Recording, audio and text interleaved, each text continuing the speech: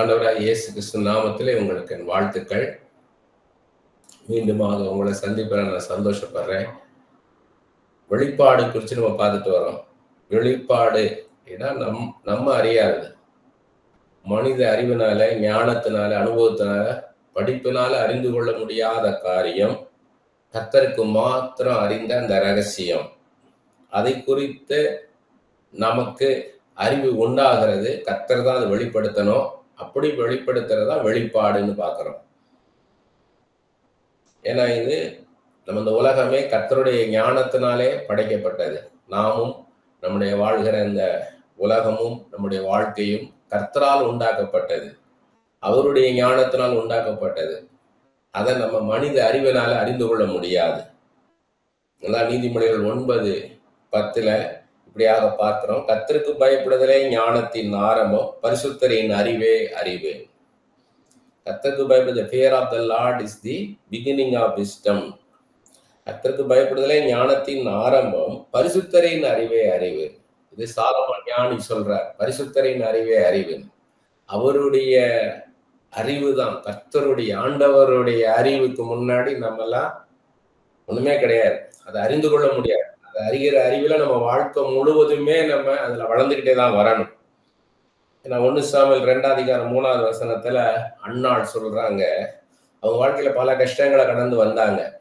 அவங்களுக்கு குழந்தை இல்லை, பல வருடங்களாக அவங்க ஜெபிக்கிறாங்க, உபவாசிக்கிறாங்க, அழுகிறாங்க, கடைசியாக பொருத்தனை பண்றாங்க. ஆண்டவர் குழந்தையை கொடுக்கிறார், ஒரு தீர்க்க தரிசியவே குழந்தையா கொடுக்கிறார். அது கொடுத்த பிறகுதான் சொல்றாங்க, கர்த்தர் ஞானம் உள்ள தேவன். என்னுடைய ஞானத்தினால என் வாழ்க்கையில என்னுடைய ஞானத்தினால என் வாழ்க்கையை நான் புரிந்து கொள்ள முடியல, எனக்கு குழந்தை இல்லையேன்னு நினைச்சேன். ஆனா ஆண்டவர் ஞானம் உள்ள தேவன் எனக்கு ஒரு தீர்க்க தரிசிய குழந்தையா கொடுத்திருக்கிறார். அதுவும் ஏலிக்கு, இவங்க அன்னாள் ஏலியை பார்த்துட்டே இருந்திருப்பாங்க. ஆசாரியனா, ஒரு 98 வயசு ஆசாரியன். எல்லாருமே ஒரே ஆசாரியன் தான், ஏலியை தான் பாக்குறாங்க. அன்னாள் அப்படிதான் பார்த்துட்டு இருக்கிறாங்க. ஆனா அந்த ஸ்தானத்துல தனக்கு ஒரு பிள்ளை ஆண்டவர் கொடுத்திருக்கிறார். அடுத்த ஆசாரியன் என் பிள்ளைதான் போது எப்படி இருக்கும்? அப்ப இதுக்காக நீ காத்திருக்க வச்சிருக்கிறார், நான் அறியாது இருந்துட்டேன். அப்பதான் சொல்றாங்க, கர்த்தர் ஞானம் உள்ள தேவன், அவர் செய்கைகள் யதார்த்தம் அல்லவோ, சத்தியம் அல்லவோன்றார்.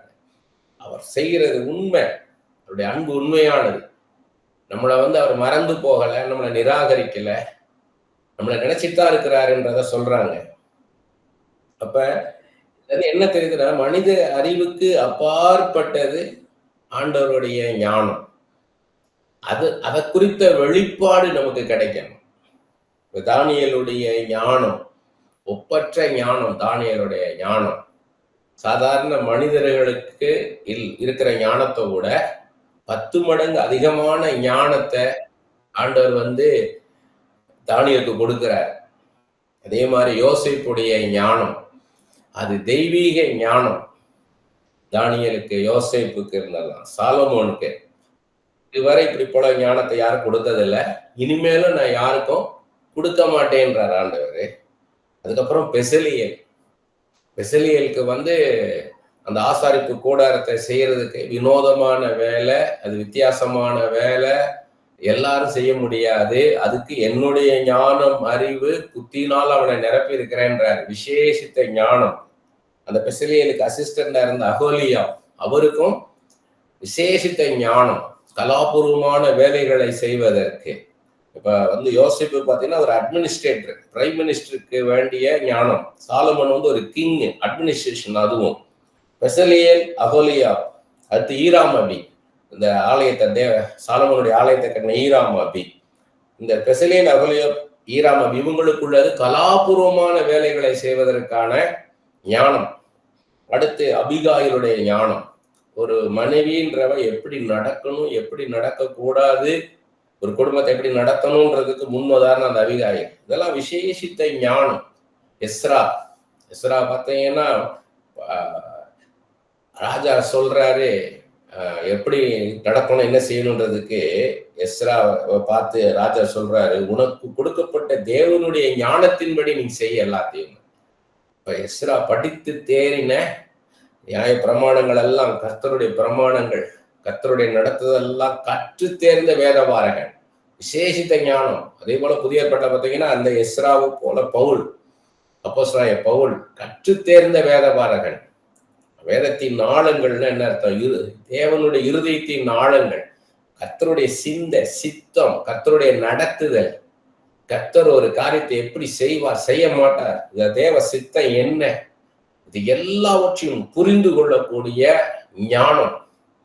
அது இவங்களுக்கெல்லாம் இந்த விசேஷித்த ஞானம், இதுல இருந்து நமக்கு வெளிப்பாடு கிடைக்கணும். அதே பவுலின் தேவன் தான் நம் தேவன். அதே தானியேலின் தேவன், யோசேப்பின் தேவன், சாலமோனின் தேவன், அபிகாயிலின் தேவன், பெசலியேலின் தேவன், அகோலியாப்பின் தேவன், ஈராம் அபியின் தேவன் தான் நம்ம தேவன். அதே வெளிப்பாடு நமக்கு வேணும். அதுதான் சொல்றாரு, நான் இவங்களுக்கெல்லாம் என்னுடைய ஞானத்தை நான் வெளிப்படுத்தினேன்றாரு. அதே மாதிரி பார்த்தீங்கன்னா அப்போஸ்தலனாகிய யோவான் வெளிப்படுத்தின விசேஷம்னே இருக்குது. அவர் ரெவலேஷன் அப்போஸ்தலனாகிய யோவானுக்கு வெளிப்படுத்துறாரு. முதல்ல ஒரு சுவிசேஷத்தை எழுதுறாரு, யோவானுக்கு எழுதின சுவிசேஷம், யோவான் எழுதின சுவிசேஷம்னு. அடுத்து நிருபங்கள் எழுதுறாரு, 3 நிருபங்களை. அடுத்து பார்த்தீங்கன்னா வெளிப்பாடுகளை கொடுக்கிறார் அப்போஸ்தலனாகிய யோவானுக்கு, வெளிப்பாடுகள். அப்ப வெளிப்பாடுகள்னா வெளிப்படுத்துற விசேஷம் 1ஆம் அதிகாரம் 1வது வசனம், சீக்கிரத்திலே சம்பவிக்க வேண்டியவைகளை தம்முடைய ஊழியக்காருக்கு காண்பிக்கும் பொருட்டு தேவன் இயேசு கிறிஸ்துக்கு ஒப்புவித்ததும், இவர் தம்முடைய தூதனை அனுப்பி தம்முடைய ஊழியக்காரனாகிய யோவானுக்கு வெளிப்படுத்த விசேஷம். சீக்கிரத்திலே இனிமேதான் சம்பவிக்க போகுது. சீக்கிரத்திலே சம்பவிக்க வேண்டியவைகளை தம்முடைய ஊழியக்காரருக்கு காண்பிக்கும் பொருட்டு. யாருக்குன்னா ஊழியக்காரர்களுக்கு அது எழுதப்பட்டது, அது வெளிப்படுத்தப்பட்டது. தேவன் இயேசு கிறிஸ்துக்கு ஒப்புவித்தது. இதா இயேசு கிறிஸ்து ஒப்புவிக்கிறாரு. இயேசு கிறிஸ்து தம்முடைய தூதனை அனுப்பி, பாருங்க எவ்வளவு தூரம் வெளிப்பாடு வருது பாருங்க. பிதா வெளிப்படுத்துறாரு இயேசு கிறிஸ்துவுக்கு.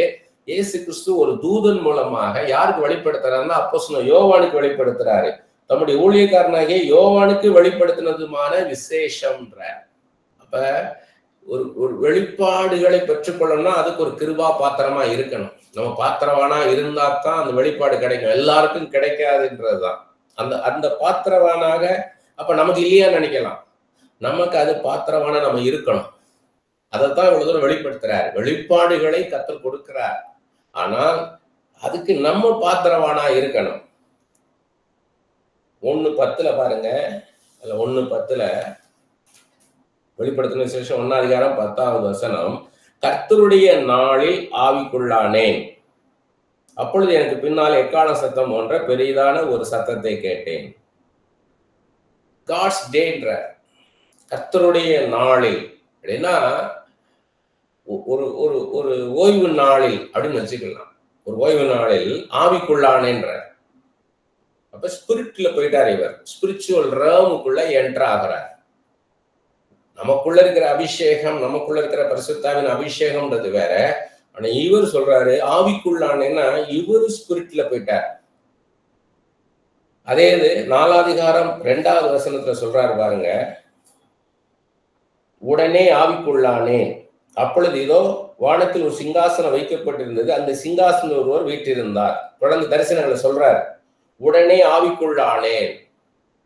அப்ப ஸ்பிரிட்டுக்குள்ள போறாரு, ஸ்பிரிச்சுவல் ரேமுக்குள்ள என்டர் ஆகிறார் அப்போஸ்தலன் யோவான். இதே இது 17ஆம் அதிகாரம் 3வது வசனத்தில் இருக்குது. 17ஆம் அதிகாரம் 3வது வசனம், ஆவிக்குள் என்னை வனாந்தரத்திற்கு கொண்டு போனான். அப்பொழுது 7 தலைகளையும் 10 கொம்புகளையும் உடையதும் தூஷணமான நாமங்களால் நிறைந்ததுமான சிவப்பு நிறமுள்ள மிருகத்தின் மேல் ஒரு ஸ்திரீ ஏறி இருக்க கண்டேன். ஆவிக்குள் என்னை வனாந்தரத்துக்கு கொண்டு போனான். ஆவிக்குள், ஸ்பிரிட்டுக்குள்ள கொண்டு போயிட்டாரு. இந்த அனுபவம் வரும். இது எப்படின்னா, இது பவுல் இதே சொல்றாரு. பவுல் எங்க சொல்றாங்கன்னா, இது 2 கொரிந்தியர் 12ஆம் அதிகாரம். அதை பார்க்கும்போது நமக்கு புரியும். 2 கொரிந்தியர் 12ஆம் அதிகாரம் 1 முதல் 10 வசனங்கள். இது 2 பார்ட்டா பிரிக்கணும். நம்ம 1ல இருந்து 5 ஒரு பார்ட், 6ல இருந்து 10 இன்னொரு பார்ட். மேன்மை பாராட்டுகிறது எனக்கு தகுதி அல்லவே. நான் மேன்மை பாராட்டக்கூடாது, அது எனக்கு தகுதி கிடையாதுன்றார். மேன்மை பாராட்டுக்கு எனக்கு தகுதி கிடையாதுன்றார். ஆகிலும் கர்த்தர் அருளிய தரிசனங்களையும் வெளிப்படுத்தல்களையும் சொல்லுகிறேன். நான் மேன்மை பாராட்ட நான் விரும்பல. ஆனால் கர்த்தர் கொடுத்த தரிசனங்களையும் வெளிப்பாடுகளையும் நான் சொல்லுகிறேன்றார். கிறிஸ்துவுக்குள்ளான ஒரு மனுஷனை, அப்ப வெளிப்பாடுகளையும் விஷன்ஸ் அண்ட் ரெவலேஷனை மேன்மை பாராட்டுறார் பவுல். எதுலையும் மேன்மை பாராட்டக்கூடாது, கர்த்தருக்கு முன்பாக நம்மள மேன்மை பாராட்டக்கூடாதுன்றாரு. ஆனா ஆண்டவர் கொடுத்த தரிசனங்களையும் வெளிப்பாடுகளையும் பார்க்கும், அது மேன்மையானது என்றார். அதுக்காக சொல்றாரு பாருங்க, கிறிஸ்துவுக்குள்ளான ஒரு மனுஷனை அறிவேன், அவன் 14 வருஷத்துக்கு முன்னே 3ஆம் வானம் வரைக்கும் எடுக்கப்பட்டான். அவன் சரீரத்தில் இருந்தானோ சரீரத்துக்கு புறம்பே இருந்தானோ அதை அறிய தேவன் அறிவார். இவரைத்தான் சொல்றாரு. அது எப்போ சொல்றாரு? 14 வருஷத்துக்கு முன்னாடி நடந்ததான். இவர் எழுதுகிற காலகட்டத்துல இல்ல, அதுல இருந்து 14 வருஷத்துக்கு முன்பாக 3ஆம் வானம் வரைக்கும் எடுக்கப்பட்டான். முதல் வானம், 2ஆம் வானம், 3ஆம் வானம். நம்ம இருக்கிறது முதல் வானம், இதுக்கப்புறம் 2வது வானம், அதான் ஸ்பிரிச்சுவல் ரேம்ன்றது, ஆவிக்குரிய உலகம். அங்கதான் தூதர்கள் இருக்கிறாங்க, கெட்ட தூதர்கள் இருக்கிறாங்க, நல்ல தூதர்கள் இருக்கிறாங்க. அதுக்கு மேலதான் பரலோகம், 3ஆம் வானம்ன்றது. அதான் 3ஆம் வானம் வரைக்கும் எடுக்கப்பட்டான். அவன் சரீரத்தில் இருந்தானோ சரீரத்துக்கு புறம்பே இருந்தானோ அதை அறியே தேவன் அறிவார். இந்த கொஸ்டின் பின்னாடி வரும்னு எப்பயுமே பவுல் பிரசங்கம் பண்ணும்போது பாத்தீங்கன்னா லாஜிக்கலா கொஸ்டினை ரைஸ் பண்ணுவார். ரீசன்ஸ், லாஜிக்னா என்ன, ரீசன்ஸ், இது எப்படி சம்பவிக்கும், இது எப்படி அப்படின்ற அந்த கேள்விகள் வரும். அதுக்காக தான் அவர் சொல்றார். எது சொல்றாருன்னா, சரீரத்துல இருந்தானா இல்ல ஆவியில இருந்தானா அப்படின்ற ஒரு கொஸ்டின் வரும் பின்னாடி. ஆனா அவன் சரீரத்துல இருந்தானா ஆவியில இருந்தானான்றதெல்லாம் இங்க யோசித்து பார்க்காதீங்க. அவன் 3ஆம் வானம் வரைக்கும் எடுக்கப்பட்டான் அப்படின்னு என்ன அர்த்தம்? ஏற்கனவே சொல்லியிருக்கிறாரு, பூமிக்குரிய மேனிகளும் உண்டு, வானத்துக்குரிய மேனிகளும் உண்டுன்னு இருக்கிறார். மறுரூப மலையில பேதுரு இயேசு கிறிஸ்து மோசேயோடும் எலியாவோடும் சம்பாஷிப்பதை பார்த்தார். அப்ப மோசேயும் எலியாவும் என்ன சரீரத்தில் இருந்தாங்கன்னா, இந்த பூமிக்குரிய இந்த மாம்சம் ரத்தம் உள்ள சரீரம் கிடையாது, அது மகிமையுள்ள சரீரம். புரிந்து கொள்ளணும், அந்த மகிமையுள்ள சரீரம். அப்ப நம்ம ஸ்பிரிச்சுவலை கொண்டு போகணும்னா நம்மள மகிமையுள்ள சரீரமா தான் அங்க கொண்டு போவார் மேல. அப்ப அதான் சொல்றாரு, அவன் சரீரத்தில் இருந்தானா சரீரத்துக்கு புறம்பே ஆவியில இருந்தானான்றார். ஆவியை ஆட்டும் கொண்டு போனாரா, அவன் சரீரத்தோட போனான்றதெல்லாம் கொஸ்டின் கிடையாது. அவன் போனான், அவ்வளவுதான். அதுதான் இங்க மேட்டர்ன்றாரு, அதுதான் முக்கியம், அதை கவனிங்கன்றாரு. அது இதை வச்சு ஆர்கியூ பண்ணாதீங்க, இதெல்லாம் ஆர்கியூமெண்ட் வரும்ன்றாரு. அதுக்குத்தான் அதை சொல்றாரு. அந்த மனுஷன் பரதீசுக்குள் எடுக்கப்பட்டு மனுஷன் பேசப்படாதது வாக்கு கெட்டாதுமாகிய வார்த்தைகளை கேட்டான் என்று அறிந்திருக்கிறேன். அங்க போகும்போது மனுஷன் இது வரைக்கும் பேசாததை நான் கேட்டேன்றாரு. அவங்க வார்த்தைகள் எல்லாம் இது வரைக்கும் நான் கேட்காததுன்றாரு. அதை நான் என்ன பண்றேன், கேட்டேன்றாரு. அவன் சரீரத்தில் இருந்தாலும் சரீரத்துக்கு புறமே தானே அதை அறிய தேவன் அறிவார். உங்களை சரீரத்தோட உங்களை கொண்டு போகணுமா, ஆண்டவர் கொண்டு போக முடியும். உங்க ஆவியை மட்டும் கொண்டு போகணுமா, ஆண்டவரால கொண்டு போக முடியும்ன்றதாங்க தேவன் அறிவார்னு இருக்காரு. காட் நோஸ் அப்படின்னு என்ன அர்த்தம்? அது ஆண்டவருடைய காரியம், உங்களை எடுத்துட்டு போகணும்ன்றது ஆண்டவருடைய காரியம்ன்ற. இப்படிப்பட்டவங்களை குறித்து மேன்மை பாராட்டுவேன், இப்படிப்பட்டவனை குறித்து மேன்மை பாராட்டுவேன்றாரு. இப்படிப்பட்ட அனுபவங்கள், தரிசனங்களை பெற்றுக்கொள்ளுகிற, வெளிப்பாடுகளை பெற்றுக்கொள்ளுகிற மனுஷனை குறித்து நான் மேன்மை பாராட்டுவேன்றாரு. ஆனாலும் என்னை குறித்து என் பலவீனங்களில் அன்றி வேறொன்றிலும் மேன்மை பாராட்ட மாட்டேன். நான் குறைவுள்ளவன்றார், நான் குறைவுள்ளவன்றார். இப்ப 6வது வசனத்துல இருந்து பார்ப்போம். இது ஒரு பார்ட். இனி 6வது வசனத்துல இருந்து அதை நம்ம கரெக்டா கவனிக்கணும். ஏன்னா டோன் மாறுது. சத்தியமானதை நான் பேசுகிறேன், நான் மேன்மை பாராட்ட மனதாய் இருந்தாலும் நான் புத்தியினன் அல்ல. ஆனாலும் ஒருவனை என்னிடத்தில் காண்கிறதற்கும் என்னாலே கேட்கிறதற்கும் மேலாக என்னை எண்ணாதபடிக்கு அப்படி செய்யாதிருப்பேன். நான் எனக்கு எவ்வளவு தெரியுமோ அப்படிதான் ஜனங்கனை பார்க்கணும். எனக்கு தெரிஞ்சதுக்கு மேல எனக்கு நிறைய தெரியுமோன்னு ஜனங்கனை பாத்திரக்கூடாதுன்றார். நான் பேசுறத வச்சு என்னையோட மேலான ஒரு இமேஜ் எனக்கு உண்டாயிடக்கூடாது ஜனங்களுக்குள்ளன்ற. அன்றியும் எனக்கு வெளிப்படுத்தப்பட்டவர்களுக்குரிய மேன்மை நிமித்தம் நான் என்னை உயர்த்தாதபடிக்கு என் மாம்சத்திலே ஒரு முள் கொடுக்கப்பட்டிருக்கிறது. என்னை நான் உயர்த்தாதபடிக்கு அது என்னை குட்டும் சாத்தானுடைய தூதனாய் இருக்கிறது. என் வெளிப்பாடுகளின் மித்தம் நான் மேன்மை பாராட்டாதபடிக்கு எனக்கு ஒரு வீக்னஸ் இருக்கின்றார். அது இட் இஸ் ஃப்ரம் சேட்டன்றாரு. அது சாத்தான்ட்ட இருந்து வந்த ஒரு பலவீனம்ன்றாரு. அது என்னை விட்டு நீங்கும்படிக்கு நான் 3 தரம் கர்த்தரிடத்தில் வேண்டிக் கொண்டேன். 3 தரம்னா 1 தரம் 2 தரம் 3 தரம் அப்படி இல்லை. more than once, more than twice, so many times I asked God அர்த்தம். பைபிள் அப்படிதான் பார்க்கணும். இத நம்பர்ஸ்குள்ளெல்லாம் இது கிடையாது. ஒருத்தர் எவ்வளவு மன்னிக்கலாம்? பேதுரு கேட்கிறான், ஒருத்தர் எனக்கு எது விரோதமாக பேசினான்னா அவனை எத்தனை தடவை மன்னிக்கலாம்னா 7 தடவை இல்லை 7 தடவை மன்னிக்கலாம்னு அர்த்தம். எண்ணிக்கை இல்லாம எத்தனை தடவை மன்னிக்கட்டாலும் அத்தனை மன்னின்ற அதேதான் இங்க.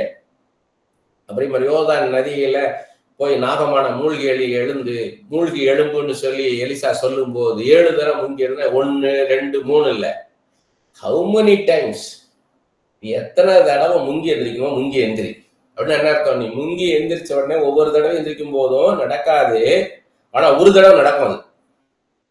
அது அவனுக்குள்ள விசுவாசம் வரணும். நாகமானுக்குள்ள அவன் ஒரு தடவை முங்கி எந்திரிச்சிருப்பான். அவன் வந்து சும்மா எலிசா சொன்னாருன்னு பாப்போம்னு சொல்லி பண்ணிருப்பாரு. 2வது தடவை என்ன பண்ணிருப்பான்? இதுல ஏதாவது நடக்கும் அப்படின்னு நினைச்சு முங்கி எந்திரிச்சிருப்பான். 3வது தடவை எலிசா இல்ல, கர்த்தர் சொல்லிதானே எலிசா சொல்றாரு.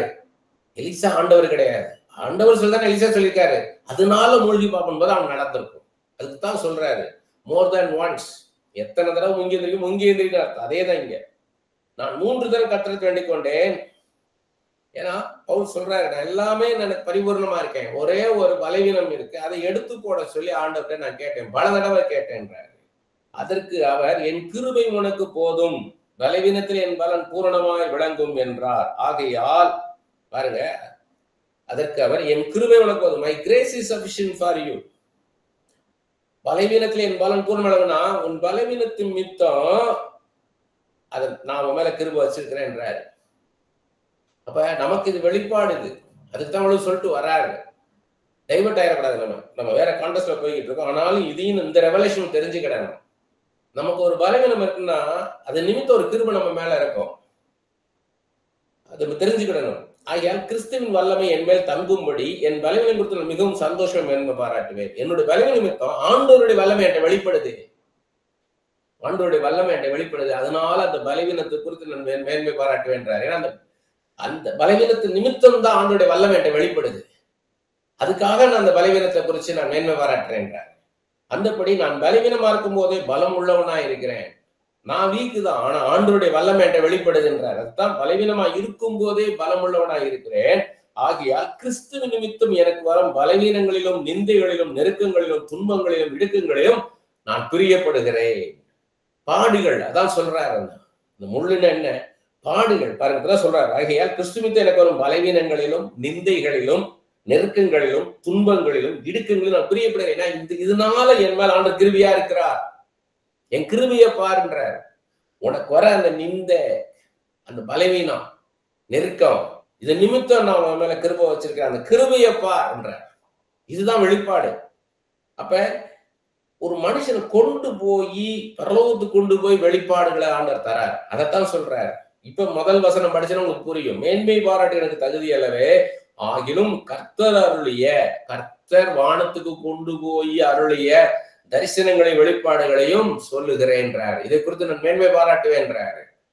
அப்ப ஆண்டவர் நம்மோடு நெருங்கி ஜீவிக்கணும். ஆண்டவர் நமக்கு வெளிப்பாடுகளை தரணும், தரிசனங்களை தரணும். மேன்மையான காரியம், மேன்மையான காரியம். அப்ப ஆண்டவர் பரிசுத்தரின் அறிவே அறிவுன்றாரு. கர்த்தர் ஞானம் உள்ள தேவன்றாரு. அப்ப அவ்வளவு ஞானம் உள்ள தேவன் தருகிற தரிசனங்களும் வெளிப்பாடுகளும் உயர்ந்ததா இருக்கும், ஆழமானதா இருக்கும். ஏதோ ஒண்ணு அவர் என்ன பண்ண மாட்டாரு, சொல்லிக்கிட்டு இருக்க மாட்டாரு. நமக்கு ஏதோ ஒரு வெளிப்பாடுகளை மேலோட்டமா ஒரு காரியத்தை பேசிக்கிட்டு இருக்க மாட்டார். அந்த காரியத்தை சொன்னோம்னாலே தெரியும் ஆண்டவர், நீங்க ஆழமான காரியங்கள் பேசுறீங்கன்னா உங்களோட ஆழமான காரியங்கள் ஆண்டவர் பேசிட்டு இருக்காருன்னு அர்த்தம். நீங்க மேலோட்டமான காரியங்களை பேசிட்டு இருக்கீங்கன்னா நீங்களாக பேசிட்டு இருக்கீங்கன்னு அர்த்தம். நீங்களாக ஏதோ பிரசங்கம் பண்ணிக்கிட்டு இருக்கீங்கன்னு அர்த்தம். ஒரு தரிசனம் சொல்றீங்கன்னா, ஆண்டவர் கொடுத்த தரிசனம்னா அது ஒரு மனுஷனுடைய வாழ்க்கையே மாற்றும். ஒரு மனுஷனுக்கு ஒரு பிரேக் த்ரூ கொண்டு வரும். அது தானியேல் பாருங்க, தானியேல் 1ஆம் அதிகாரம் 3வது வசனம்.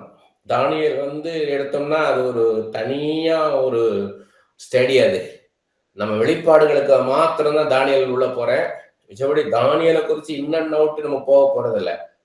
தானியேல் 1:3, அப்பொழுது இஸ்ரவேல் புத்திரருக்குள்ளே ராஜ குலத்தார்களிலும் துறை மக்களிலும் யாதொரு மாசும் இல்லாதவர்களும்.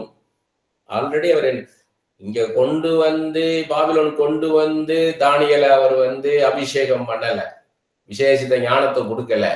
ஆல்ரெடி அவரு சின்ன வயசுலயே தானியேலுக்குள்ள விசேஷித்த ஞானத்தை கொடுத்துட்டாரு. தான் சொல்றாரு, அவரை பிடிச்சிட்டு வரும்போது 17 வயசு, அடிமையா அவரை பாபிலோனுக்கு கொண்டு வரும்போதே அவருக்கு 17 வயசு. அப்பவே எப்படி இருக்கிறாருன்னா, ராஜ குலத்தார்களிலும் துறை மக்களிலும், ராயல் ஃபேமிலியில இருந்திருக்கிறார், ராஜா வம்சத்துல இருந்தவர். அவரு யாதொரு மாசும் இல்லாதவர்கள்னா அவங்ககிட்ட ஒரு குறை இருக்காரு. பெர்ஃபெக்ட் பீப்புள், பெர்ஃபெக்டா இருந்திருக்காரு தானியேல்.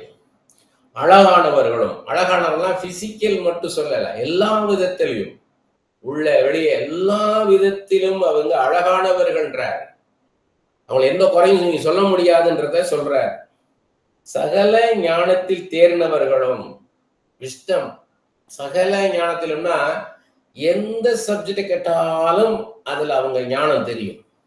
நீங்க சயின்ஸ்ல கேட்டாலும் சரி, மேத்ஸ்ல கேட்டாலும் சரி, ஹிஸ்டரியில கேட்டாலும் சரி, நீங்க சோசியாலஜில கேட்டாலும் சரி, சைக்காலஜில எந்த சப்ஜெக்ட்ல நீங்க கேட்டாலும் தானியேல் அதுல சிறந்து நிற்கிறார்.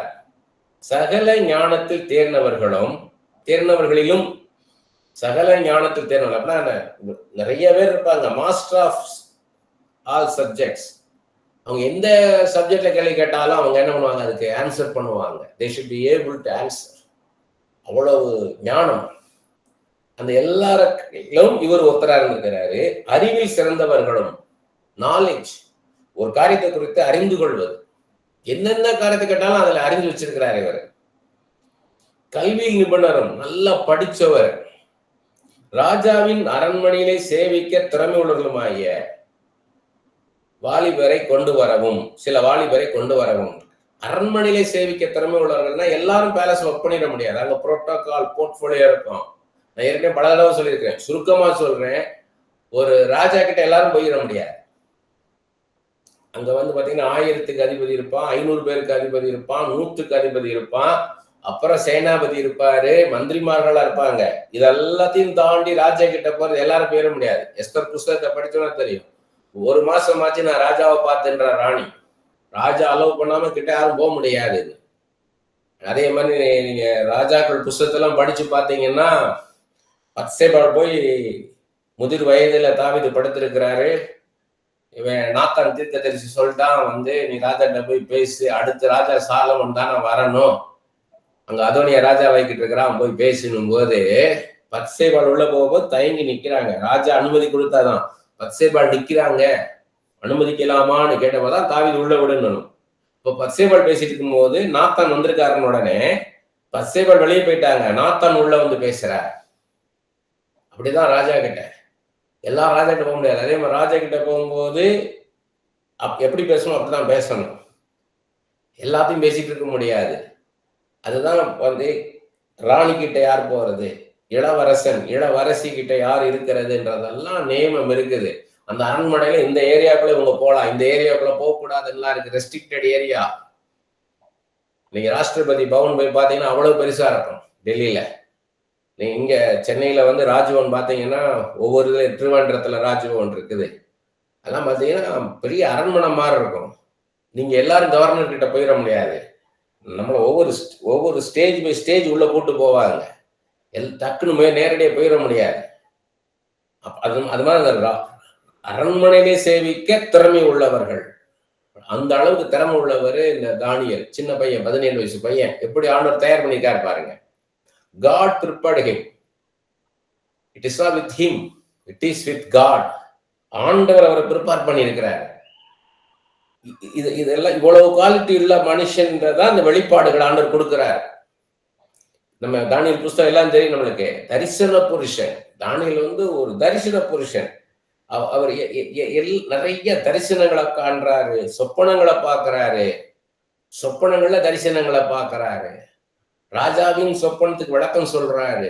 மெனே மெனே தெக்கல் உப்பாசின் வருது, அதுக்கு விளக்கம் சொல்றாரு. யாராலும் புரிந்து கொள்ள முடியல. அப்ப அந்த பாருங்க, தானியேல் 2ஆம் அதிகாரம் 17வது வசனம், 28வது வசனம், 29வது வசனம் இத்தனையும் சொல்றாரு, மறைபொருள்களை வெளிப்படுத்துகிற பரலோகத்தில் இருக்கிற தேவன். அப்ப மனிதனுக்கு மறைபொருளா இருக்கிறதை கர்த்தர் வெளிப்படுத்துகிறார். யார்? இந்த தானியேலுக்கு. தானியேல் 1:20 10 மடங்கு சமர்த்தர்ன்ற. தானியேல் ராஜாவுடைய காரியங்கள், ராஜா என்னெல்லாம் கேள்வி கேட்கிறாரோ அது எல்லாத்தையும் புரிந்து கொள்ளக்கூடிய கெப்பாசிட்டி எப்படி இருந்ததுன்னா 10 மடங்கு இருந்ததுதான். அண்டர்ஸ்டாண்டிங் கெப்பாசிட்டி அந்த தானியேல்ல அவர் சொல்றாரு பாருங்க. தானியேல் 1:17 நினைக்கிறேன். 1:17 தானியேல் 1:17 இந்த 4 வாலிபருக்கும், சாத்ராக், மேஷாக், ஆபேத்நேகோ, தானியேல், இந்த 4 வாலிபருக்கும் தேவன் சகல எழுத்திலும் ஞானத்திலும் அறிவையும் சாமர்த்தியத்தையும் கொடுத்தார். சகல எழுத்திலும் ஞானத்திலும்னா முன்னாடி பார்ப்போம் நம்ம. அதாவது 4வது வசனத்துல 1வது அதிகாரம் 4வது வசனம், அவர்களுக்கு கல்தேயரின் எழுத்தையும் பாஷையும் கற்றுக் கொடுக்கவும் ராஜா தன் பிரதானிகளின் தலைவனாகிய அஸ்பேனாசுக்கு கற்பித்தான். அங்க உள்ள எழுத்துக்களை, அங்க உள்ள எழுத்த பாஷைய, பேசுறதுக்கான பாஷை, எழுதுறதுக்கான திறமை ரெண்டையும் கத்துக் கொடுக்குறாங்க. 3 வருஷம் 17 வயசுல இருந்து 20 வயசு வரைக்கும் கற்றுக் கொடுக்குறாங்க. அந்த ஊர் பாஷைய பேசுறதுக்கும் எழுதுறதுக்கும். அதைத்தான் சொல்றாரு, இந்த 4 வாலிபருக்கு தேவன் சகல எழுத்திலும் ஞானத்திலும் அறிவையும் சாமர்த்தியத்தையும் கொடுத்தார். அதை பத்தி நாலேஜ் இல்லை, அதில் எக்ஸ்பர்ட் ஆகிட்டார். சாமர்த்தியம். தானியேலை சகல தரிசனங்களையும் சொப்பனங்களையும் அறியத்தக்க அறிவலனாக்கினார். பாருங்க, ஒரு விஷன்ஸ் வருதுன்னா அது நம்ம பின்னாடி எடுக்கலாம்னு வச்சிருந்தேன் நான்.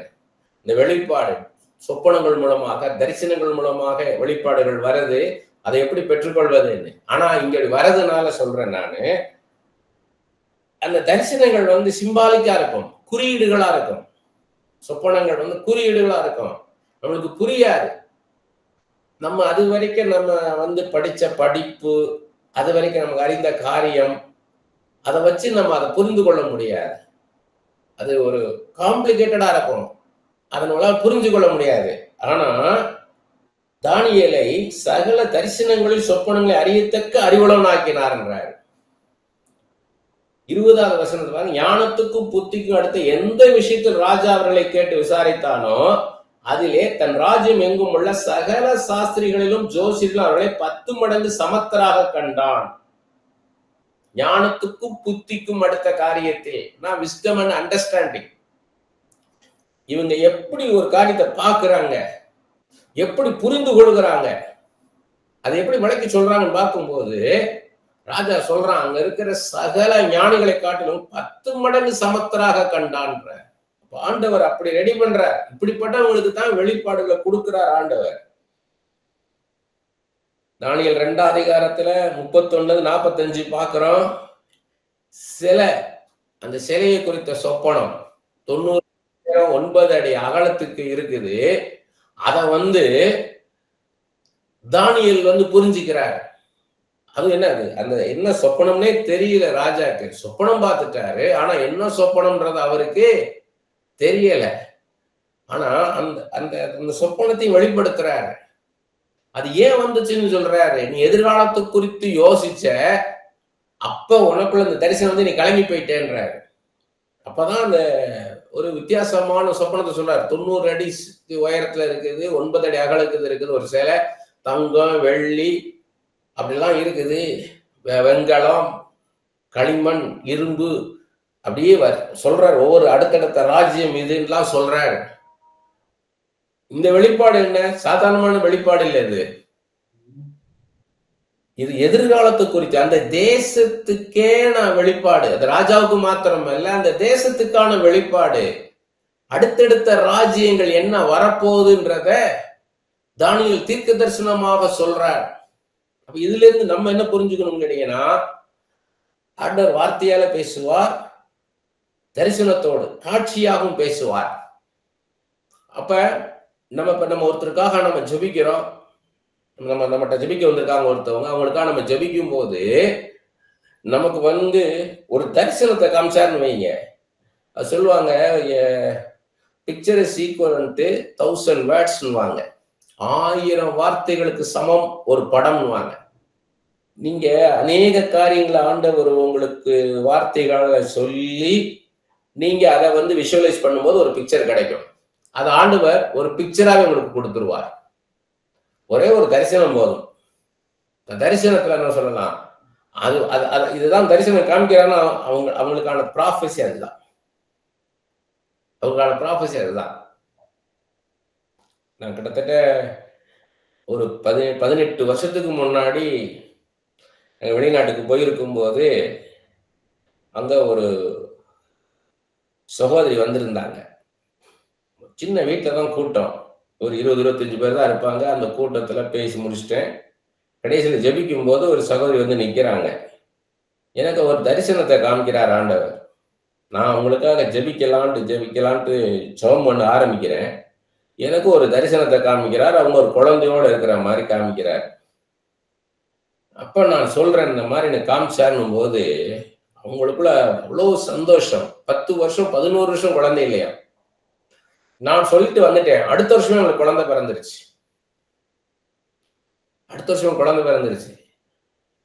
அப்ப எனக்கு உங்களுக்கு ஆண்டவர் காமிக்கிறார், ஆண்டவர் சொல்றாரு, கர்த்தர் சொல்றாரு, பிள்ளைகள் கத்தால் வரும் சுதந்திரம், கற்பத்தின் மணி கர்த்தரால் வரும் பலன், இப்படி சொல்றாரு ஆண்டவர், இப்படி சொல்றாரு, அப்படி சொல்றாரு, உங்களுக்கு ஒரு குழந்தைய தருவேன்னு சொல்றாருன்றத விட ஒரே ஒரு தரிசனம், அவ்வளவுதான், முடிஞ்சு. அது மாதிரி ஒரு ஒரு ஒரு தரிசனம் வருது, சொப்பனம் வருதுன்னா அதை நம்ம சாதாரணமா எடுத்துடக்கூடாது. அது ஒரு வெளிப்பாடு, கர்த்தர்ட்ட இருந்து கிடைக்கிற ஒரு வெளிப்பாடு. தானியேலின் தேவன் உங்களுக்கு ஒரு சொப்பனம் கொடுக்கிறார், ஒரு தரிசனம் கொடுக்கிறார்னு அர்த்தம்.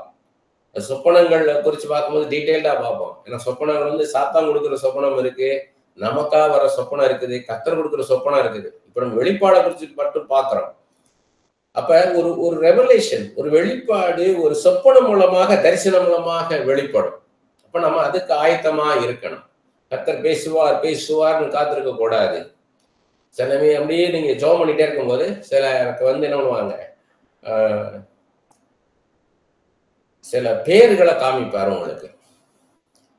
சில பேர்களை உங்களுக்கு காமிப்பார். நீங்க நல்லா அப்படியே ஜெபத்துல இருந்துட்டு நீங்க பாட்டு பாடி நல்ல அந்நிய பாஷை பேசி நீங்க தேவ பிரசன்னத்துல இருக்கும் பொழுது உங்களுக்கு அப்படி ஒரு பேர் காமிப்பார். இப்ப நீங்க எங்க உங்களுக்கு உபயோகமா இருக்கு கேட்டீங்கன்னா, நீங்க பெரிய ஒரு கூட்டத்துல நிற்கும் போது, கூட்டத்தின் மத்தியில இருந்து நீங்க பிரசங்கம் பண்ணிட்டு இருக்கிறீங்க. அப்ப ஊழியத்துக்கு என்ன பண்ணுவாருன்னா அது ரொம்ப உதவியா இருக்கும். அந்த பேரை காமிப்பார். அப்ப அந்த பேரு காமிச்ச உடனே இப்ப உங்களுக்கு இது என்னது, ஒரு பேர் காமிக்கிறார் ஆண்டவர், அது வானத்துல இருக்கிற மாதிரி காமிப்பார். உங்க அப்படியே மனத்திரையில் இருக்கிற மாதிரி வரும், பெரியதா பெருசா வரும் பேர். இது என்ன பேர் ஆண்டவர், உங்க மனசுக்குள்ள அந்த பேரை உணர்த்துறது வேற, வானத்துல ஒரு காட்சியாக உங்க கண்ணு முன்னால ஒரு காட்சியாக அந்த பேர் வரும். அப்ப ஆண்டவர் சொல்ல, இந்த பேரை சொல்லி இங்க ஒருத்தர் இருக்கிறான் அப்படின்னுவாரு. அப்ப நமக்குள்ள ஒரு கான்வர்சேஷன் நடக்கும், அதுக்குள்ள இம்மிடியேட்டா நடக்கும். ஆண்டவரே அப்படி ஒருத்தன் இல்லைன்னா நானு அப்படின்னு நம்மளுக்குள்ள ஒரு சந்தேகம் வரும். அப்ப ஆண்டவர் என்ன பண்ணா, தெரியும் ஆண்டவருக்கு, தைரியமா சொல்லுன்னுவாரு. அந்த இடத்துல இருக்கிறான்னு நமக்கு அந்த இடமே தெரியாது. கூட்டத்துல நீங்க பாத்தீங்கன்னா நைட்ல மீட்டிங்ல ஃப்ரண்ட்ல மட்டும்தான் தெரியும், அது எல்லார் முகமும் தெரியாது உங்களுக்கு. அங்க நிக்கிறான்னு நம்ம கண்ணால பார்க்க முடியாது. நிறைய பேர் நின்றுட்டு இருப்பாங்க, எங்க இருக்கான்னு தெரியாது. அப்ப அந்த உருவத்தை பெருசா காமிப்பார் உங்களுக்கு. இதுதான் தரிசனம்ன்றது. ஒரு உருவத்தை பெருசா காமிப்பார்.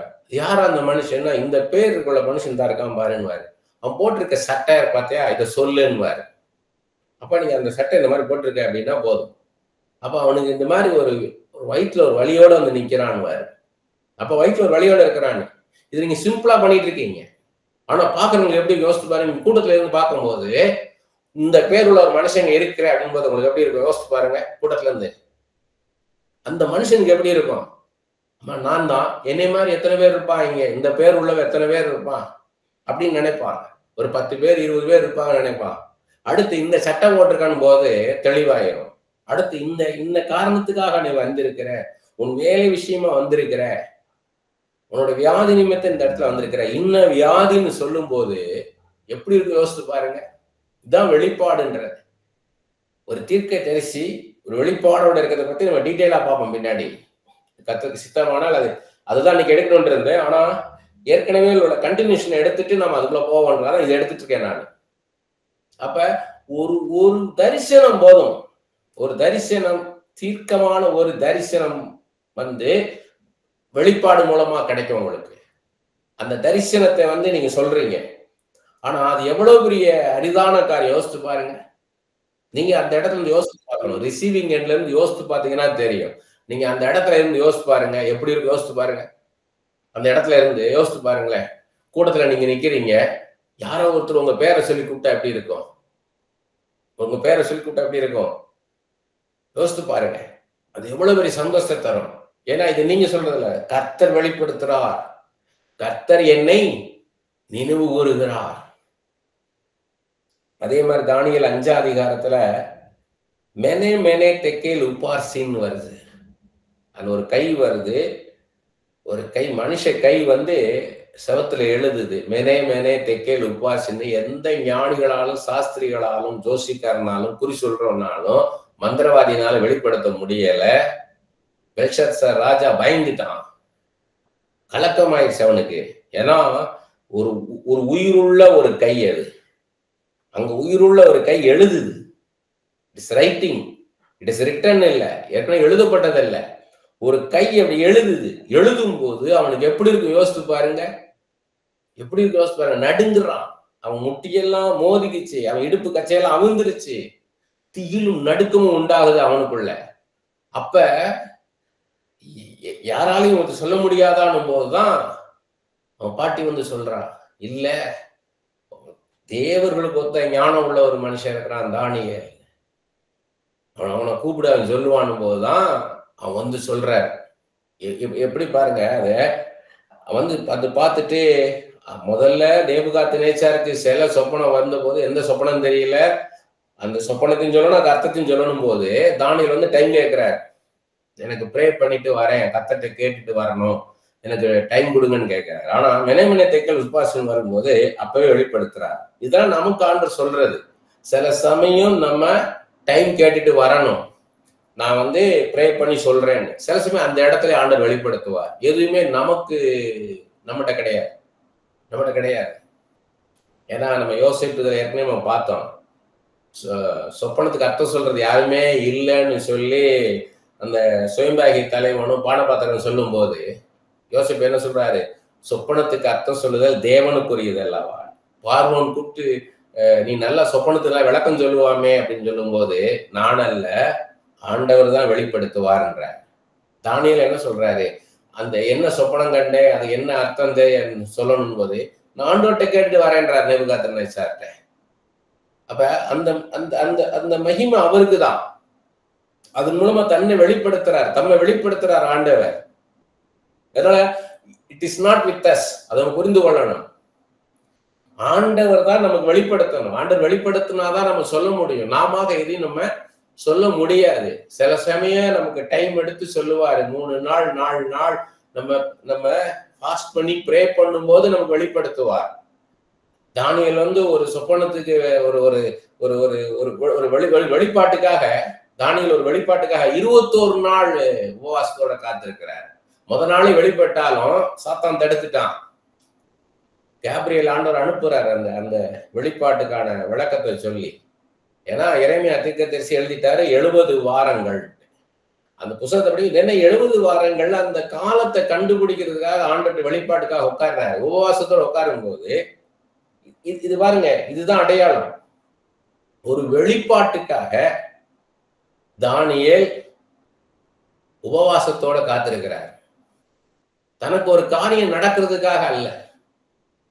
நம்ம அப்படிதான் பண்றோம். நம்ம செல்ஃபிஷ் நம்ம ஆட்டிடியூடா நம்ம இருக்கிறோம். சுயநலமாக எனக்கு ஒரு அற்புதம் நடக்கணும்ன்றதுக்கான உபவாசம் இருக்கிறேன். ஆனா ஒரு வெளிப்பாட்டுக்காக மாத்திரம் ஒரு உபவாசம் இருக்கிறார் தானியேல்.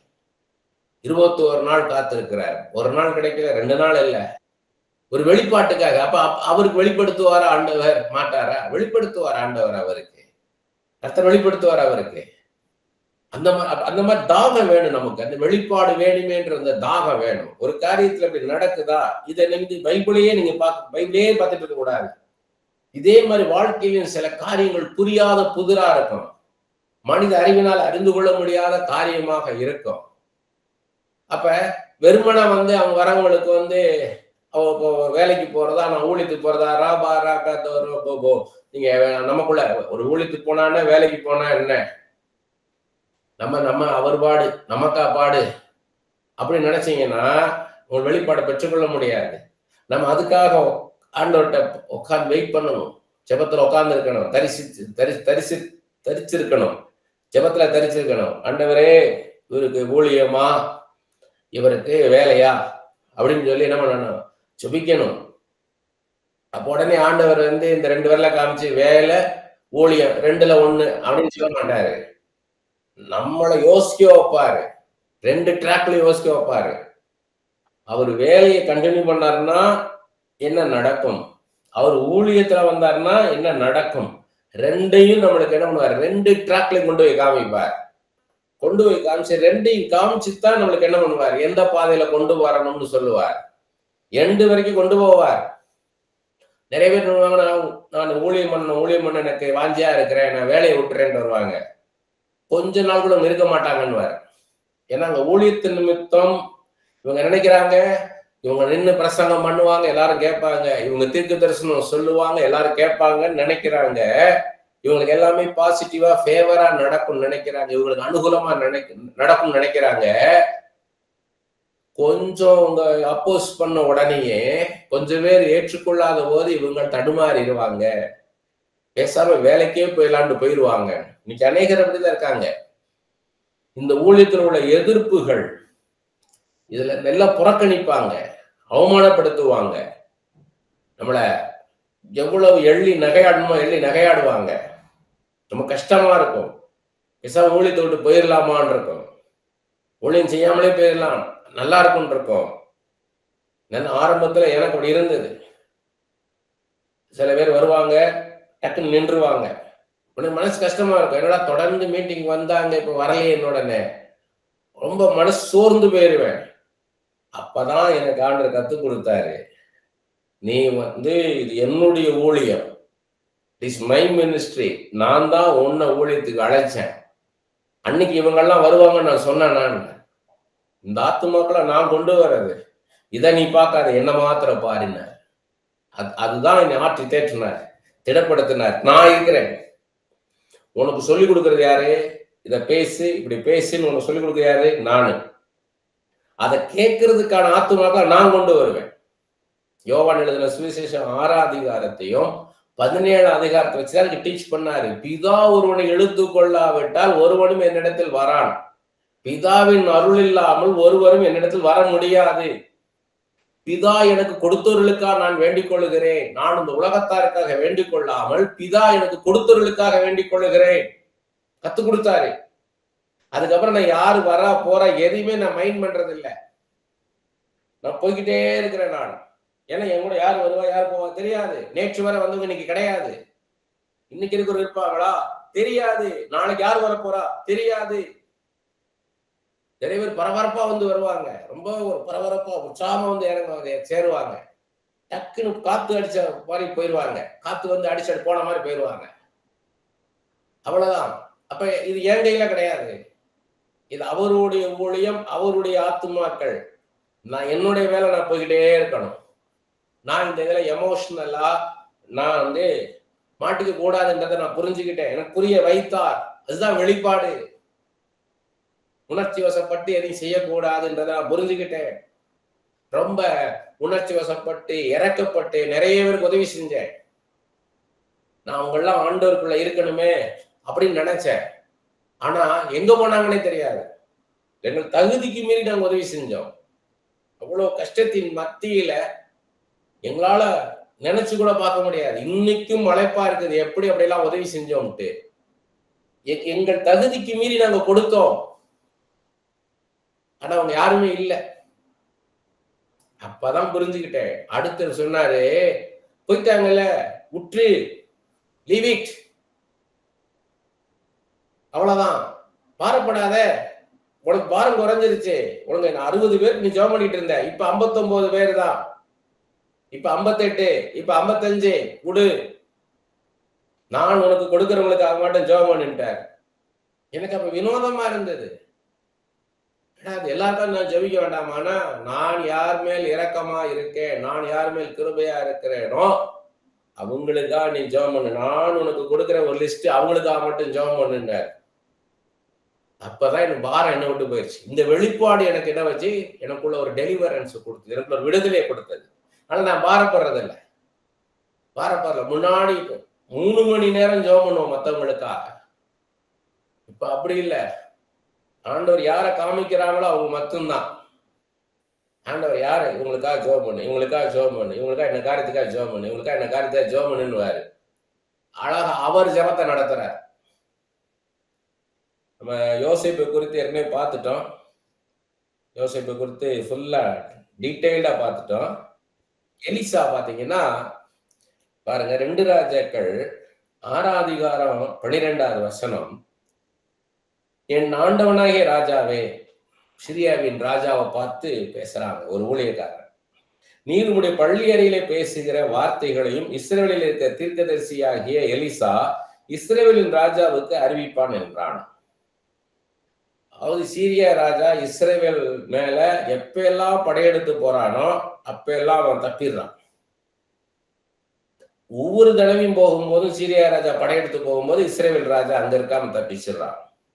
அப்ப சீரியா ராஜாவுக்கு சந்தேகம் வருது, நம்ம இதுல ஒரு ஒற்றன் இருக்கிறான், இவன் தான் அங்க தகவல் கொடுக்குறான் அப்படின்னு சொல்லி, யாரு உங்கள யாரு அப்படி தகவல் கொடுக்குறா எனக்கு சொல்லுங்கன்னு போதுதான் ஒரு ஊழியக்காரர் ஒருவன் சொல்றான், என் ஆண்டவனாகிய ராஜாவே, நீர் உம்முடைய பள்ளி அறையிலே பேசுகிற வார்த்தை, ராஜாவும் ராணியும் தனித்து பேசுகிற வார்த்தையும் கூட இஸ்ரவேலில் இருக்க தீர்க்கதரிசியா எலிசா இஸ்ரவேலின் ராஜாவுக்கு அறிவிப்பான்.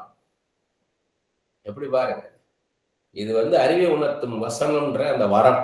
இந்த வரம் இருந்தா ஒருத்தர் தனிமையில என்ன ரகசியம் பேசிக்கிறாங்களோ கர்த்தர் அதை வெளிப்படுத்துவார். கர்த்தருக்கு மறைவானது எதுவுமே இல்லை. ஆனா அந்த எலிசா சொல்றாரு பாருங்க, 2 ராஜாக்கள் 4:27, கர்த்தர் அதை எனக்கு அறிவியாமல் மறைத்து வைத்தார் என்றான்.